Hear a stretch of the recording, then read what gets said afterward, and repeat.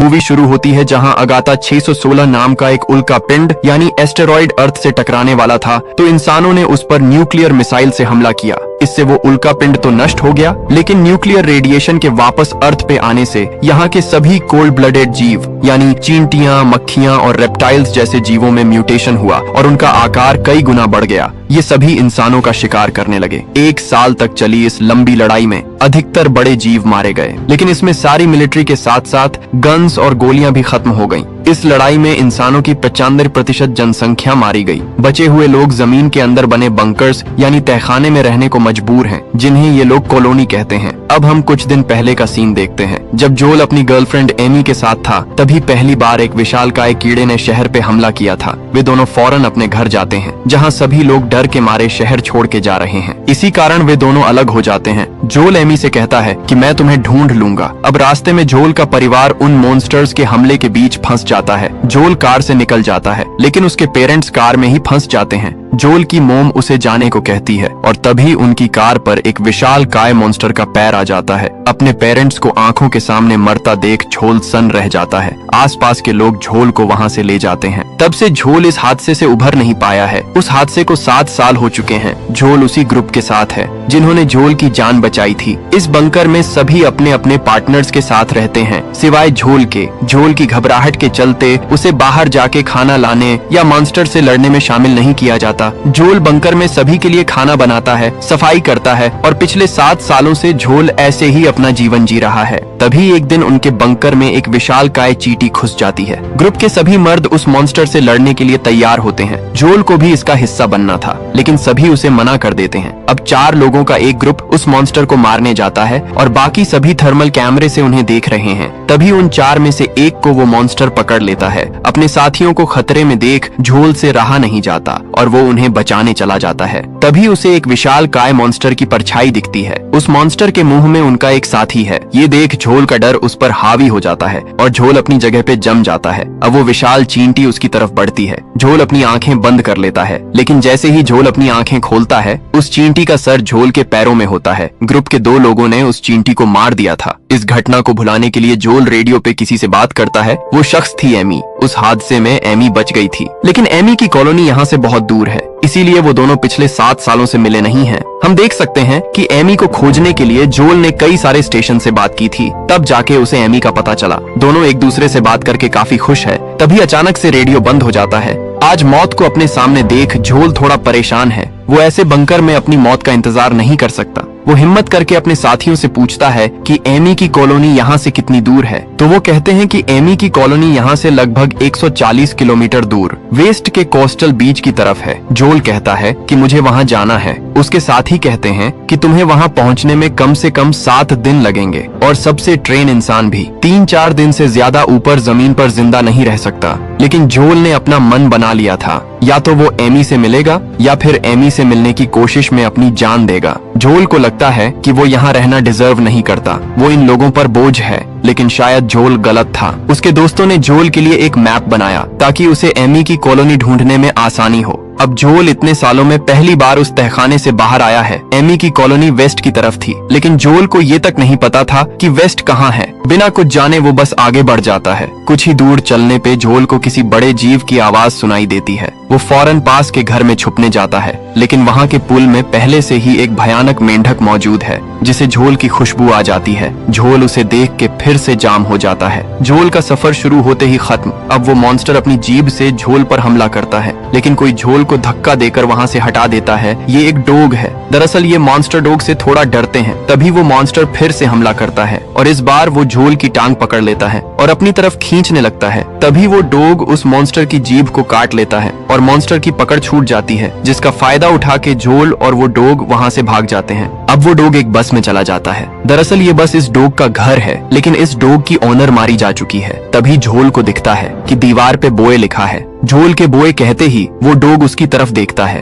तभी झोल को एक रेड ड्रेस दिखती है। बोए तुरंत झोल के हाथ से वो ड्रेस ले लेता है। ये ड्रेस बोए के ओनर की आखिरी निशानी थी। अब झोल रात को वहीं रुकता है और सुबह होने पे वहाँ से निकल जाता है, लेकिन बोए भी वो लाल ड्रेस लिए उसके पीछे पीछे आता है। झोल समझ जाता है कि बोए को भी उसके साथ चलना है। वो बोए से ड्रेस लेके अपने बैग में डाल लेता है पूरी तरह बर्बाद और तबाह हो चुके इलाकों से होते हुए वो दोनों धीरे धीरे अपनी मंजिल की तरफ बढ़ते हैं। तभी जोल को कुछ लाल कलर के फ्रूट्स दिखते हैं। जोल को बहुत तेज भूख लगी थी, वो उन्हें खाने लगता है। तभी बोए उसका पांव खींचता है, मानो बोए उसे ये फल खाने से रोक रहा हो। जोल समझ जाता है कि ये फ्रूट्स खाने लायक नहीं है। जोल की ड्राइंग अच्छी थी तो वो रास्ते के अनुभव को अपनी एक बुक में लिखते हुए चल रहा होता है। तभी उसे दो लोग मिलते हैं जिनका नाम है क्लाइड और माइनो। क्लाइड कहता है कि तुम्हें यहाँ ऐसे अकेले नहीं होना चाहिए। जोल कहता है कि मैं अपनी गर्लफ्रेंड की कॉलोनी ढूंढ रहा हूँ जो वेस्ट के कोस्टल बीच की तरफ है। क्लाइड कहता है कि हम नॉर्थ की तरफ जा रहे हैं जहाँ पहाड़ और बर्फ है। सुना है कि वहाँ एक कॉलोनी है और ठंड होने के कारण ये जीव वहाँ नहीं आ सकते। क्लाइड कहता है कि अभी तक हम दोनों के रास्ते एक ही हैं, तुम चाहो तो हमारे साथ आ सकते हो। जोल अपनी खुशी छुपाते हुए मान जाता है। चलो कम से कम जोल अब सही दिशा में तो है। अब कुछ देर चलने के बाद वे लोग एक पहाड़ पर रुकते हैं जहाँ माइनो उसे क्रॉसबो चलाने को कहती है, लेकिन जोल का निशाना बेहद खराब है तो माइनो उसे क्रॉसबो चलाना सिखाती है। माइनो कहती है कि मेरे पिता हमारी कॉलोनी के सबसे अच्छे तीरंदाज यानी आर्चर थे, लेकिन कुछ जीवों ने हमारी कॉलोनी पर हमला किया और मेरे पिता के साथ क्लाइड का बेटा भी मारा गया। उस हादसे के बाद हम दोनों साथ ही हैं और एक सेफ कॉलोनी की तलाश में घूम रहे हैं। तभी क्लाइड को नीचे जंगल में एक मॉन्स्टर उनकी तरफ आता दिखाई देता है। क्लाइड कहता है कि चमलर को तुम्हारी खुशबू मिल गई है, हमें अब यहाँ से निकलना होगा। दरअसल क्लाइड और माइनो काफी समय से जमीन पे जी रहे हैं। इन दिनों में उन्हें कई मॉन्स्टर का अनुभव और काफी नॉलेज हो चुका है। अब थोड़ी दूर चलने के बाद क्लाइड को एक बड़ा सा घोंगा यानी स्नेल दिखता है। क्लाइड जोल को बिल्कुल स्थिर खड़े रहने को कहता है, लेकिन डर के मारे झोल वैसे भी स्थिर ही खड़ा था। क्लाइड धीरे से झोल का टी शर्ट उतारता है और उसे स्नेल पे रख देता है और स्नेल बिना नुकसान पहुंचाए वहां से चला जाता है। क्लाइड कहता है कि जहां ये बोल्डर स्नेल जाएगा वहां तुम्हारी खुशबू को फैला देगा, जिससे चमलर तुम्हारा पीछा नहीं कर पाएगा। जोल को ये नहीं पता था कि मॉन्स्टर्स अच्छे भी होते हैं। माइनो कहती है कि तुम उनकी आंखों में देख के ये पता लगा सकते हो कि वो मॉन्स्टर्स हैं या फ्रेंड्स। अब वे सभी रात होने पे एक जगह रुकते हैं जहां खाना खाने के बाद वो सोने लगते हैं। तभी क्लाइड उन्हें उठा देता है। वो कहता है कि या तो हम खाना खा सकते हैं या हम सो सकते हैं, दोनों नहीं कर सकते, क्योंकि हमारे खाने की खुशबू से वो मॉन्स्टर्स यहाँ आ जाएंगे तो हमें अब यहाँ से निकलना होगा। अब अगली सुबह माइनो उसे टारगेट प्रैक्टिस करवाती है और कहती है कि अपने मन को शांत करो, और जोल बिल्कुल निशाने पे तीर चलाता है। ये देख माइनो बेहद खुश हो जाती है और जोल को गले लगा लेती है। इतने समय से अपने परिवार के बिना रही माइनो को जोल में अपना बड़ा भाई दिखने लगा था। अब ऐसे ही कुछ दिन निकलते हैं। क्लाइड और माइनो जोल को इन मॉन्स्टर से भरे जंगलों में रहने के तरीके सिखाते हैं, जैसे इस तरह के पौधों की जानकारी देते हैं जिनसे किसी जहरीले जानवर के जहर का असर खत्म किया जा सके। कई सारे मॉन्स्टर के बारे में बात करते हुए वो अभी मौजूद सबसे खतरनाक मॉन्स्टर सैंड गोबलर और उनकी रानी के बारे में बताते हैं। क्लाइड कहता है कि सैंड गोबलर्स जमीन के अंदर चलते हैं, कंपन और आवाज का पीछा करते हैं, लेकिन क्वीन उनसे आकार में कई गुना बड़ी और खतरनाक है। उसका पंख जमीन के ऊपर दिखाई देता है। अगर तुमने जरा सी भी आवाज की तो तुम्हारा खेल खत्म। इधर माइनो उसे रोज टारगेट प्रैक्टिस करवाती है, जिसमें जोल हर बीतते दिन के साथ और भी बेहतर होता जा रहा था। आखिर 5 दिन के सफर के बाद वो उस जगह जाती है जहाँ से इन दोनों के रास्ते अलग होने वाले थे। क्लाइड उसे अपने साथ चलने को कहता है। वो कहता है कि अकेले यहाँ रहना मुश्किल है, हम साथ रहेंगे तो जिंदा रहने के चांसेस ज्यादा हैं। लेकिन जोल को एमी से मिलना ही था। दुखी माइनो को जोल समझाता है कि एमी उसके लिए क्या मायने रखती है। उदास माइनो एक आखिरी बार जोल को गले लगाती है। अब क्लाइड उसे एक ग्रेनेड देते हुए कहता है कि बहुत जरूरी हो तभी इसका इस्तेमाल करना। इसकी पिन निकालने के बाद 5 तक गिनना और फेंक देना। गलतियां करने से ही तुम सीखोगे, और अगर कुछ गलतियों तक तुम जिंदा रह पाए तो आगे का सफर आसान होगा। अब दोनों अपने अपने रास्तों पे निकल जाते हैं। झोल और बोए को अभी भी 50 किलोमीटर की दूरी अकेले तय करनी है, लेकिन ये सफर आसान नहीं होने वाला है। थोड़ी दूर चलने के बाद वे दोनों एक जगह पहुंचते हैं जहां बोए कुछ अजीब बर्ताव करने लगता है। वो आगे नहीं जाना चाहता तो वो डर के एक पैडल वाली बोट के नीचे जाकर छुप जाता है। झोल उसे बाहर आने को कहता है। तभी झोल के पैरों के नीचे से किसी जीव के कई सारे पैर निकलते हैं। ये है एक विशाल कायकन खजूरा यानी सेंटपीड। झोल डरते हुए धीरे से अपना क्रॉसबो निकालता है, लेकिन वो मॉन्स्टर झोल के पास आ जाता है। वो अपनी टेल से झोल को पकड़ने ही वाला होता है कि बोए के भौंकने से वो मॉन्स्टर डर जाता है और झोल पर अपनी टेल से वार करता है, जिससे झोल हवा में उछलते हुए दूर गिर जाता है। अब वो मॉन्स्टर बोए को मारने के लिए उस बोट को घेर लेता है और उसे पलट देता है। इधर एक बार फिर से झोल को अपने माता पिता के साथ हुआ हादसा घेर लेता है। तभी झोल अपने डर पे काबू पाते हुए खड़ा हो जाता है और उस मॉन्स्टर को एक तीर मारता है जो उसकी गर्दन पर लगता है, जिससे वो मॉन्स्टर गुस्से से पागल हो जाता है। वो बॉय को छोड़ के सीधा जोल की तरफ तेजी से आता है, लेकिन एंड वक्त पे जोल सीधा उसके सिर में तीर मार देता है, जिससे वो मॉन्स्टर वहीं ढेर हो जाता है। बुरी तरह डरा हुआ जोल समझ ही नहीं पाता कि उसने क्या कर दिया है। तभी उसे बॉय दिखाई देता है। वो बिल्कुल ठीक है। बॉय सीधा जोल के पास आता है। जोल अपने माता पिता को नहीं बचा पाया था, लेकिन आज उसने अपने डर पे काबू करके अपने दोस्त की जान बचाई थी। अब रात अपने साथ बारिश लाती है। जोल ने 7 सालों से बारिश नहीं देखी थी। तभी पूरे आसमान में कलरफुल जेली फिश आ जाती है। ये उन मॉन्स्टर में से एक है जो नुकसान नहीं पहुंचाते हैं। जोल और बॉय इन्हें देखते हुए रात गुजारते हैं। अब सुबह दोनों चलते हुए एक जगह पहुंचते हैं जहां एक बड़ा सा गड्ढा होता है। तभी एक बार फिर से बॉय वहां से भाग जाता है। जोल समझ जाता है कि बॉय को किसी खतरे का एहसास हुआ है। वो भी बॉय के पीछे पीछे जाता है। तभी जोल को अपने पीछे जमीन के अंदर से एक जीव आता हुआ दिखाई देता है और उसका एक पंख बाहर दिख रहा था, यानी ये क्वीन है। जोल पक्का करने के लिए पास पड़े एक टॉय को दूर फेंकता है, ये देखने के लिए कि ये जीव आवाज और कंपन का पीछा करता है या नहीं। जोल बिना 1 सेकंड खराब किए वहां से भागता है और अब वो क्वीन ठीक उनके पीछे है। अचानक भागते भागते झोल नीचे गिर जाता है, जिससे उसका बैग भी निकल जाता है। झोल बॉय के पीछे पीछे एक पेड़ के तने में छुप जाता है। क्वीन उन दोनों द्वारा की हुई एक आवाज या एक कंपन का इंतजार कर रही है। बेचैन और डरा हुआ बॉय कोई आवाज ना करें, इसीलिए झोल उसका मुंह बंद कर देता है। ये तरकीब काम आती है और कोई आवाज न आने के कारण क्वीन वहां से चली जाती है। तभी हवा के एक झोंके से वो रेड ड्रेस नदी में गिर जाती है। बॉय ये देखकर फौरन उस ड्रेस की तरफ भागता है। झोल उसे बहुत रोकता है, लेकिन बॉय नदी में कूद जाता है। क्वीन को वापस बुलाने के लिए इतना काफी था। क्वीन को बॉय की तरफ आता देख झोल भाग के अपने बैग की तरफ जाता है और वो ग्रेनेड निकाल लेता है। जल्दी से पिन निकाल के 5 तक गिनता है, लेकिन ग्रेनेड हाथ से फिसल जाता है। जोल वो ग्रेनेड उठाए तब तक क्वीन वहां आ जाती है। जोल ग्रेनेड क्वीन के मुंह में फेंकते हुए नदी में कूद जाता है और क्वीन के चिथड़े उड़ जाते हैं। ये देख झोल को यकीन नहीं होता।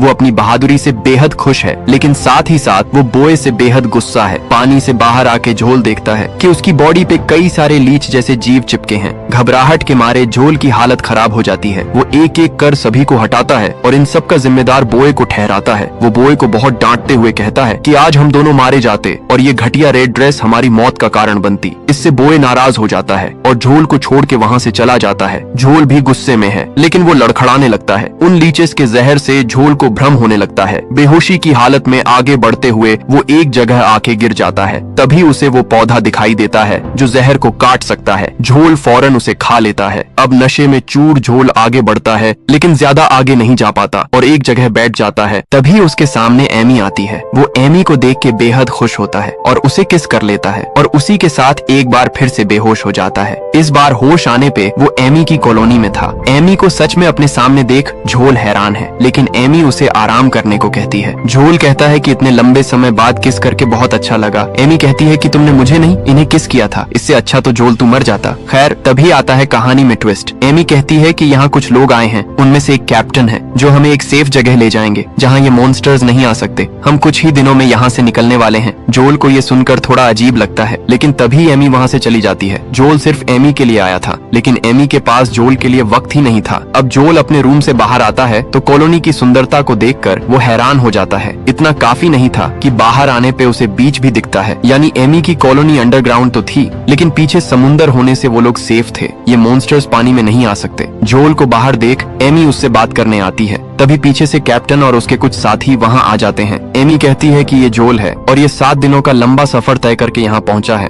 कैप्टन ये सुन के जोल से बेहद प्रभावित होता है। कैप्टन कहता है कि वो आर्मी में था और अब वो बचे हुए लोगों को अपने जहाज के जरिए एक बेस पे ले जाता है जहां वो इन मॉन्स्टर से दूर आराम से जी सकते हैं। अब कुछ समय बाद दोनों को अकेले में बात करने का मौका मिलता है। जोल कहता है कि तुम्हें पता है कि मैं तुम्हारे लिए ही यहाँ आया हूँ, लेकिन तुम मुझे देख के खुश क्यों नहीं हो। एमी कहती है कि 7 सालों में बहुत कुछ बदल गया है। मैंने अपने मोम डैड को खोया है और पिछले साल मैंने एक ऐसे इंसान को खोया जो मेरे बेहद करीब था, यानी एमी का यहाँ पे एक बॉयफ्रेंड था। जोल की दुनिया हिल जाती है। अब उसे अपनी गलती का एहसास होता है। वो बिना एमी से पूछे बिना उसे बताए यहाँ आ गया था। एमी कहती है कि ये मेरी गलती है, मुझे रेडियो पे तुम्हें बता देना चाहिए था, लेकिन एमी खुश है कि जोल यहाँ आ गया है। अब वो साथ में यहाँ से निकल के हमेशा के लिए इन मॉन्स्टर से छुटकारा पा सकते हैं, लेकिन एक दोस्त की तरह। जोल कुछ भी सोचने की हालत में नहीं है। कुछ देर बाद जोल वहाँ के रेडियो से अपनी कॉलोनी से बात करने की कोशिश करता है, लेकिन बात नहीं हो पाती। तभी एक आदमी आके जोल को कुछ फ्रूट्स और बियर लाके देता है। वो कहता है कि यहाँ से निकल के एक नए सफर की शुरुआत की खुशी में कैप्टन ने आज सबको अपनी तरफ से पार्टी दी है। अब जोल अपने दोस्तों के द्वारा दिए गए मैप को देखता है, जिसके पीछे उन सभी ने जोल के लिए मैसेजेस लिखे थे। अब जोल को समझ आता है कि वो कितना गलत था। उसकी कॉलोनी के दोस्त उसे कितना प्यार करते थे, लेकिन उन्हें छोड़ के वो यहाँ आ गया था। तभी रेडियो पे जोल की कॉलोनी से रिप्लाई आता है। वो सब जोल की आवाज सुन के बेहद खुश हैं। उन्हें यकीन नहीं होता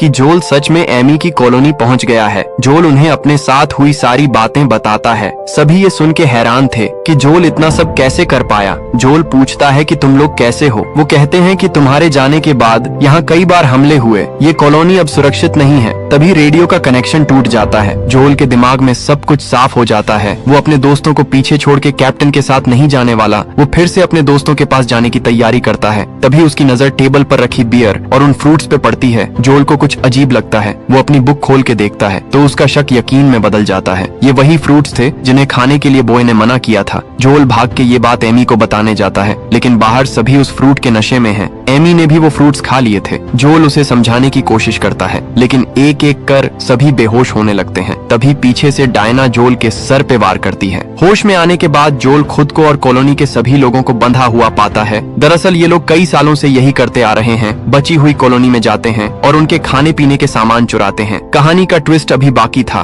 कैप्टन कहता है कि वो अपने जहाज को चलाने के लिए फ्यूल कहाँ से लाए, सब कुछ खत्म हो चुका है। इसीलिए हमने एक मॉन्स्टर को पकड़ रखा है। वो हमारे जहाज को खींचता है और बदले में हम उसे कॉलोनी के लोगों को खाने देते हैं। अब कैप्टन अपने रिमोट से उस मॉन्स्टर को यहाँ बुलाता है। समुन्दर की गहराई में एक काला साया इनकी तरफ बढ़ता है। ये था एक विशाल काय केकड़ा यानी क्रैब। सभी वहाँ से भागने लगते हैं। तभी एमी पूरी ताकत से अपने बंधे हुए हाथ को खींचती है और खुद को आजाद कर लेती है, और इसी के साथ वो जोल को भी छुड़ा देती है। वो कहती है कि मैं इन तीनों को रोकती हूँ, तुम इस मॉन्स्टर को रोको। अब एमी गेट का टुकड़ा लेके गोलियों से बचते हुए सीधा उनमें से एक आदमी रोको पर हमला कर देती है। दोनों बेहोश हो जाते हैं। तभी वो मॉन्स्टर नजदीक आने लगता है। डरा हुआ जोल पास पड़ी रोड को लेकर उस मॉन्स्टर की तरफ भागता है,